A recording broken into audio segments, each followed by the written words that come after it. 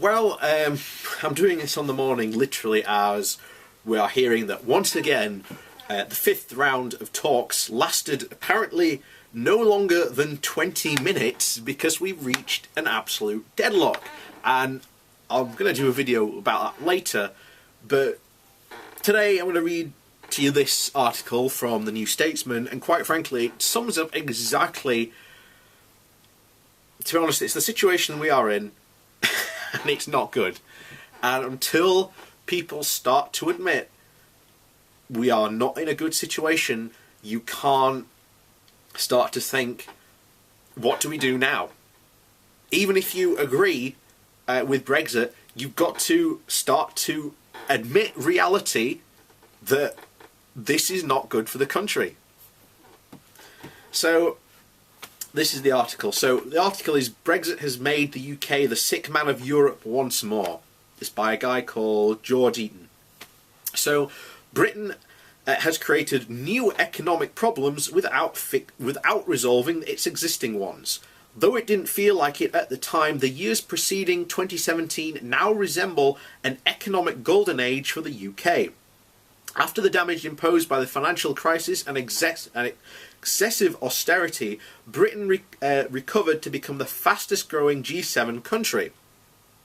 Real earnings finally rose as wages increased and inflation fell. Income per person grew by 3.5% in 2015. And then the Brexit vote happened. Though the immediate recession that the Treasury and others forecast did not materialise, the UK has paid a significant price. Having previously been the fastest growing G7 country, Britain is now the slowest. Real earnings are again in decline owing to the inflation spike caused by the pound's depression. The UK has the lowest growth and the highest inflation, called stagflation, of any major EU economy. Firms have delayed investment for fear of chaos, and consumer confidence has plummeted. EU negotiator Michael Barner, warning of a very disturbing deadlock in the Brexit talks, reflects and reinforces all those maladies. While Leavers pled with Philip Hammond to set money aside for a no-deal scenario, the referendum result is daily harming public finances. The Office for Budget Responsibility has forecast a 15 billion budgetary hit, the equivalent of nearly 300 million a week, to the UK's existing deficits. Low productivity, low investment and low pay. New ones have been added: political uncertainty and economic instability. The Conservatives, to annex former Chancellor George Osborne's phrase of choice, failed to fix the roof when the sun was shining. Rather than taking advantage of record low borrowing rates to invest in infrastructure and improve the UK's dismal productivity, the government squandered money on expensive tax cuts and Sisyphean pursuit of budget surpluses, not expected to be reached until 2027. Reduced the scope for valuable investment.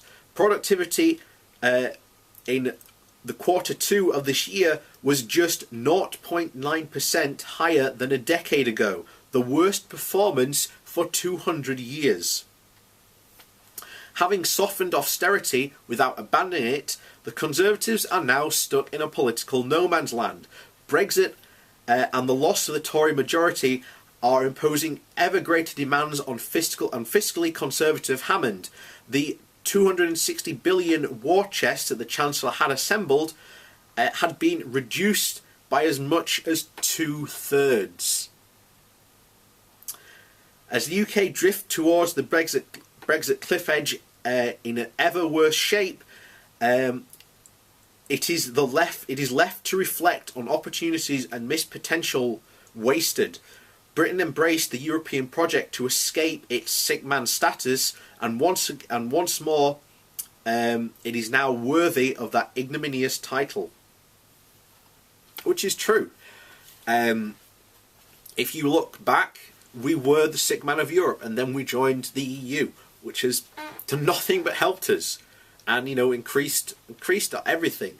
And as you've laid out here, we had massive opportunities to invest and really, start things going. But, there's, that it's that old adage, just people just aren't interested in politics. Now, I've really started to take an interest purely because of Brexit recently and just how bad the situation is. But it's absolutely dire. It's absolutely dire to the fact that people, when I talk about and do these stories just about how bad things are getting and how worse they are going to get, people are just like, doesn't matter. It should matter, because when later on, currently you might not be feeling the effects, but soon possibly you might. And then in that case, literally we are heading for an absolute cliff edge, and now the people who voted the 52% who voted in that referendum, it's all their fault.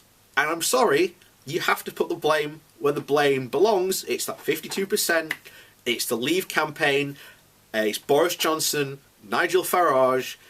These people should be hounded day and night for the absolute catastrophe that is about to befall us. Because, again, Nigel Farage has talked about for years, apparently, how good Brexit is going to be. How about amazing it is going to be once we're out there, this free trading nation.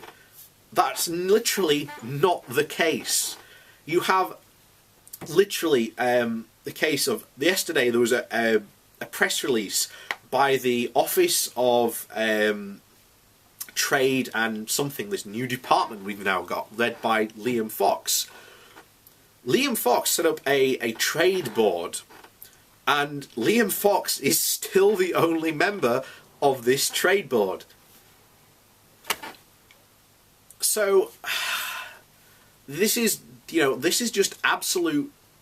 It's terrifying to watch, because it's like watching someone run off the cliff and you're constantly shouting, but no matter how hard you shout and try to say this is going to end badly, no one wants to stop. It's fingers in ears, eyes over, hands over the mouth like that, and just going la la la la la. I don't care. And the thing is, you should care, because reality, as we have said from the very beginning, is going to bite, and it is starting to bite now. And that bite is only going to get harder and deeper the more this continues. And people can go on and moan about, it's the EU's fault, they're the ones doing this. No, it's not. We're the ones doing this to ourselves. And post-Brexit, that should not be forgotten. It is not the EU's fault here. It is ours.